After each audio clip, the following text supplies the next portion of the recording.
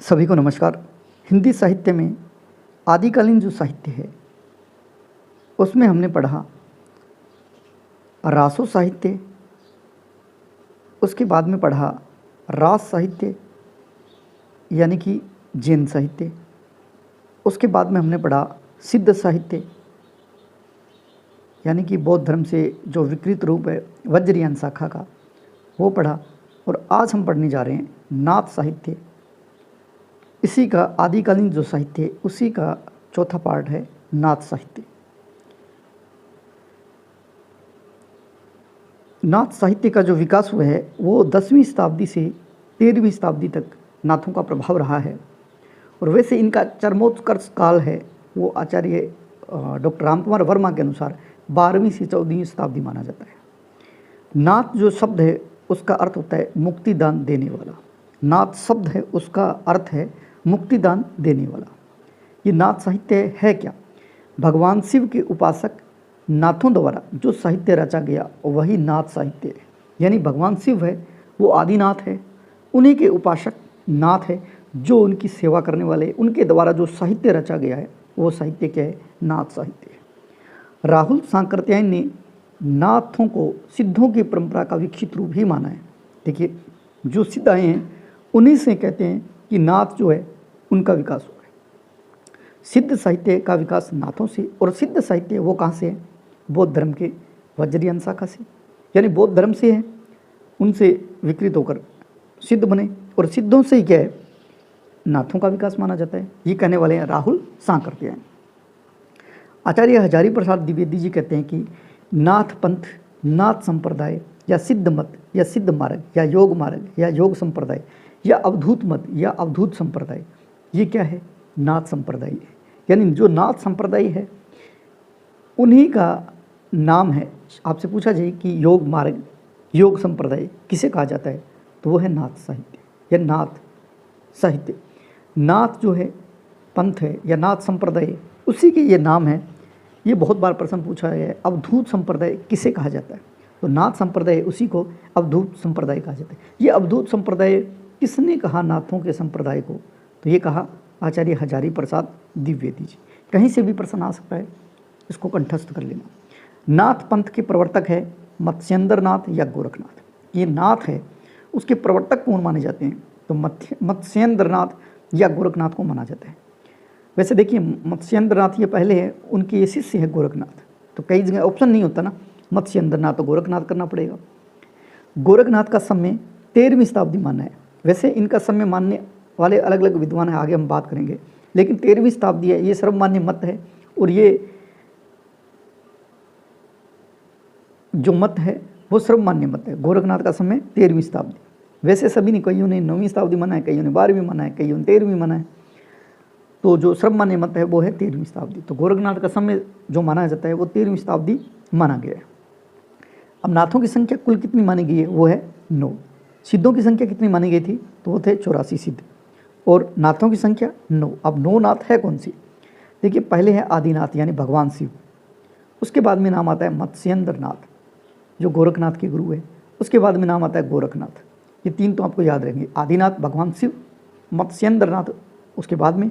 उसके बाद मत्स्येंद्र नाथ के जो शिष्य थे उनका नाम है गोरखनाथ। और आपको पता होगा गोरखनाथ गोबर से निकले थे, यानी इनका जन्म है वो जहाँ गोबर, घर में गाय या भैंस रखते हैं तो वो गोबर जहाँ एक जगह इकट्ठा करते हैं, जिसको हम अपनी भाषा में अकूर्डी बोलते हैं, इसी के अंदर गोरखनाथ का जन्म माना जाता है। क्योंकि कहते हैं कि मत्स्येंद्र नाथ ने गोरखनाथ को एक दिव्य कुछ चीज़ें दे के एक औरत को दी थी उसको खाने के लिए, तो उसने वो चीज़ें खाई नहीं, और वो क्या है कि राख या यूँ कहें कि उसके द्वारा जो चीज़ दी गई थी उसको फेंक दी गई। और वहाँ से जब 12 साल के बाद में मत्स्येंद्र नाथ आए तो उनसे पूछा कि माँ बेटा कहाँ है? तो उन्होंने मना कर दिया कि मैंने तो ऐसा कुछ नहीं किया था।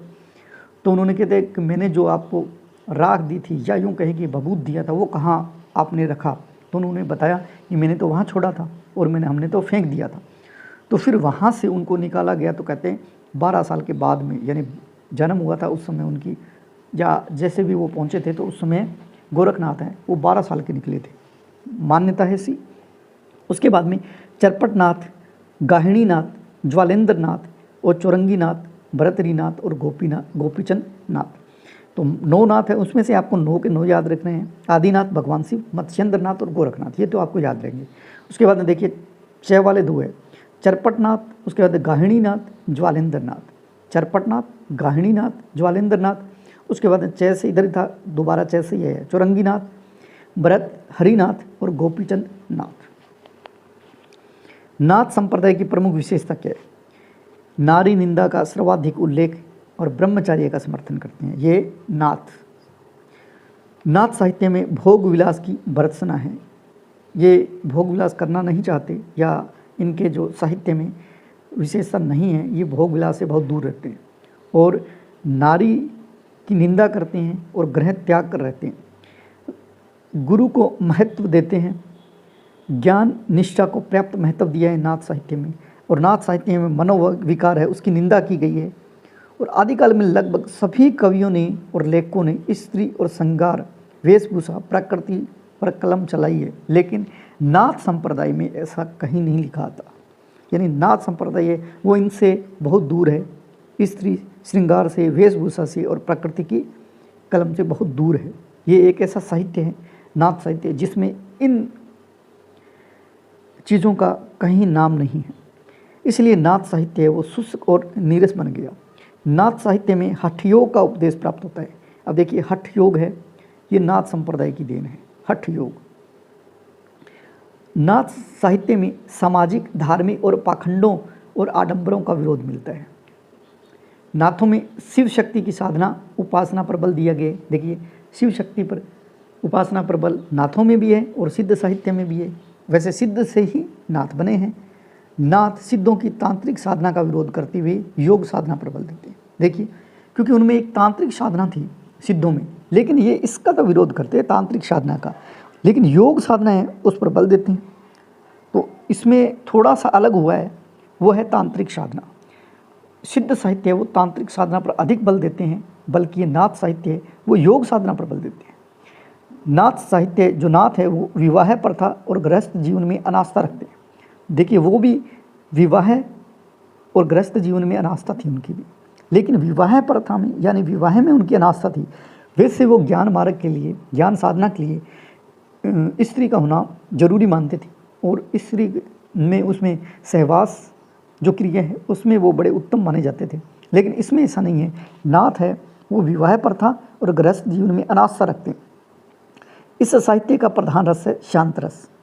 उसमें क्या था? शांत, उसके बाद में श्रृंगार भी था। तो महत्वपूर्ण बात ये भी आपको याद रखनी है, नाथ साहित्य में सिर्फ शांत रस है और सिद्ध साहित्य में शांत और श्रृंगार रस का भाव है वो देखने मिलता है। इसके अंदर हठ योग यानी हठ योग है वो नाथ साहित्य की देन है और गोरखनाथ इसके प्रवर्तक माने जाते हैं हठ योग के। गोरखनाथ के सिद्ध सिद्धांत पद्धति के अनुसार है शब्द का जो अर्थ है का अर्थ होता है सूर्य और ठय का अर्थ होता है चंद्रमा। इन दोनों के योग को ही हठ योग कहा जाता है और हठ योग जो सिद्धांत है उसके प्रवर्तक है गोरखनाथ। और सिद्ध नाथों में महत्वपूर्ण भूमिका या महत्वपूर्ण कवि है वो गोरखनाथ ही है।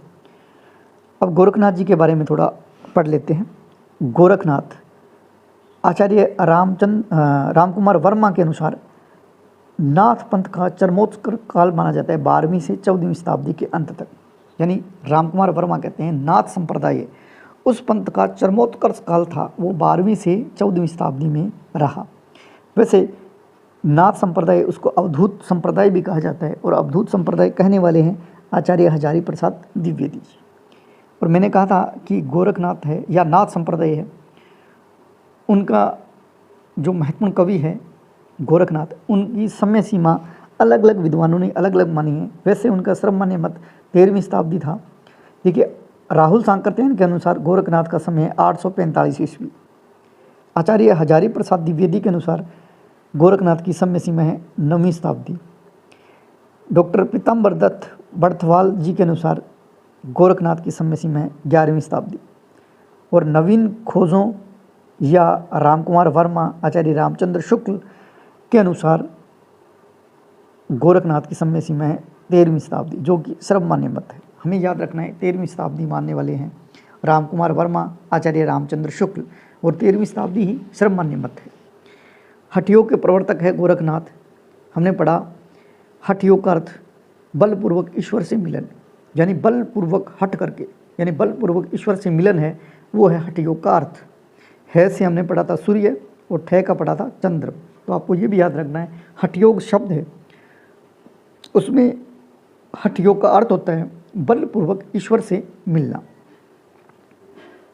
हठ योग का अर्थ होता है बलपूर्वक ईश्वर से मिलना। वैसे है का अर्थ होता है सूर्य और ठे का होता है चंद्रमा। गुरु का नाम है इनके मत्स्येंद्रनाथ यानी मच्छिंद्रनाथ। एक बार ये स्त्री मोह में पड़ गए थे, तो गोरखनाथ जी ने अपने गुरु मत्स्येंद्रनाथ को उनसे अलग करवाया था और उन्होंने एक अच्छे संत के रूप में, अच्छे सिद्ध के रूप में उनको बनाया था। तो उनमें महत्वपूर्ण भूमिका रहती है गोरखनाथ की। गोरखनाथ का जो गुरु है उनका नाम है मत्स्येंद्रनाथ यानी मच्छिंद्रनाथ। और वैसे गोरखनाथ जी है, उनका मूल नाम माना जाता है, मच्छिंद्रनाथ का मूल नाम माना जाता है विष्णु शर्मा।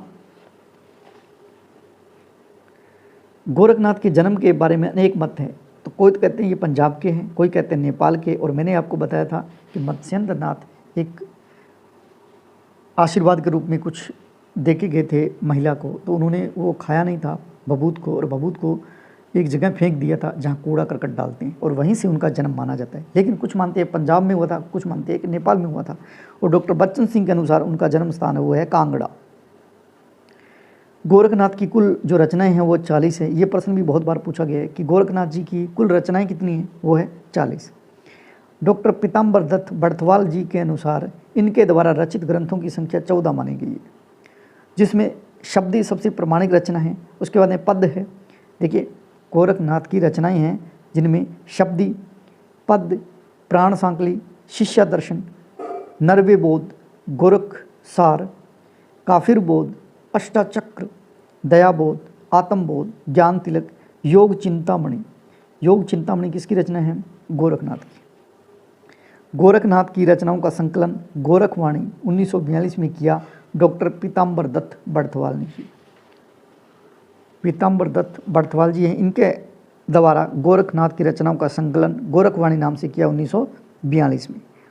शंकराचार्य के बाद इतना प्रभावशाली और इतना महामहिमा मंडित भारतवर्ष में कोई दूसरा नहीं हुआ। गोरखनाथ अपने युग के सबसे बड़े नेता है। ये गोरखनाथ के बारे में कहने वाले हैं आचार्य हजारी प्रसाद द्विवेदी जी। आचार्य हजारी प्रसाद द्विवेदी जी कहते हैं गोरखनाथ के बारे में कि ये शंकराचार्य के बाद इतने प्रभावशाली और इतने महिमा मंडित भारतवर्ष में कोई दूसरा नहीं हुआ। गोरखनाथ अपने युग के सबसे बड़े नेता है। ये गोरखनाथ के बारे में कथन करने वाले हैं डॉक्टर हजारी प्रसाद द्विवेदी, यानी आचार्य हजारी प्रसाद द्विवेदी जी है, उनके द्वारा ये कथन कहा गया है। और इनकी एक प्रमुख पंक्ति है गोरखनाथ की, 9 लाख पातरी आगे नाचे पीछे सहज अखाड़ा। ये जो पंक्ति है ये किनकी है? ये पंक्ति है गोरखनाथ की। तो गोरखनाथ जी के बारे में महत्वपूर्ण जो बातें थी वो हमने पढ़ा। गोरखनाथ जी है, उनकी समय सीमा है, उसके बारे में मतभेद है, लेकिन जो सर्वमान्य मत है वो है 13वीं शताब्दी। और ये मानने वाले हैं आचार्य राम कुमार वर्मा, आचार्य रामचंद्र शुक्ल, और जो नवीन खोज हुई है उनके अनुसार भी 13वीं शताब्दी माना गया। उन्होंने हठ योग के प्रवर्तक के रूप में इनकी ख्याति है। हठ योग का अर्थ होता है बलपूर्वक ईश्वर से मिलन। है से अर्थ होता है सूर्य और ठे का होता है चंद्रमा। उनके गुरु का नाम है मत्स्येंद्रनाथ। और जन्म के समय इनके बारे में अनेक मतभेद है। कोई कहता है पंजाब से हुआ इनका जन्म है, कोई कहता है नेपाल में इनका जन्म है, कोई कहता है कांगड़ा, और कांगड़ा कहने वाले हैं डॉक्टर बच्चन सिंह। गोरखनाथ की कुल रचनाएं 40 है, लेकिन पीताम्बर दत्त बड़थवाल है, उन्होंने कहा है कि इनकी संख्या 14 है। और हिंदी में डी.लिट की उपाधि प्राप्त करने वाले डॉक्टर पीताम्बर दत्त बड़थवाल जी हैं। और इनके द्वारा कहा गया है कि गोरखनाथ की जो रचना है वो है 14 हमने पढ़ी। उसमें से योग चिंतामणि किसकी रचना है? वो है गोरखनाथ की। शिष्या दर्शन गोरखनाथ की। गोरखनाथ की रचनाओं का संकलन गोरखवाणी नाम से 1942 में किसने किया? तो आपका उत्तर आना चाहिए पीताम्बर दत्त बड़थवाल। हजारी प्रसाद द्विवेदी जी ने कहा था कि शंकराचार्य के बाद इतना प्रभावशाली और इतना महामंडित भारतवर्ष में कोई दूसरा नहीं हुआ। गोरखनाथ अपने युग के सबसे बड़े नेता, ये कहने वाले आचार्य हजारी प्रसाद द्विवेदी। और इनकी एक प्रमुख पंक्ति है, आपको कभी नहीं भूलनी, हमेशा याद रखनी है, नेट में बहुत बार पूछी गई है। इसके बाद में college lecturer, second grade, first grade, जहाँ भी पीजीटी, टीजीटी, बहुत बार ये प्रश्न आया हुआ है। 9 लख पात्री आगे नाचे, पीछे सहज अखाड़ा। ये पंक्ति किनकी है? ये है गोरखनाथ की। इस तरह हमने नाथ साहित्य उसके बारे में अच्छी तरह से पढ़ने का प्रयास किया। उम्मीद करता हूँ ये वीडियो आपके लिए लाभदायक हुआ। हमारा चैनल है, उसे लाइक कीजिए, शेयर कीजिए और कमेंट जरूर डालें। जय हिंद, जय भारत।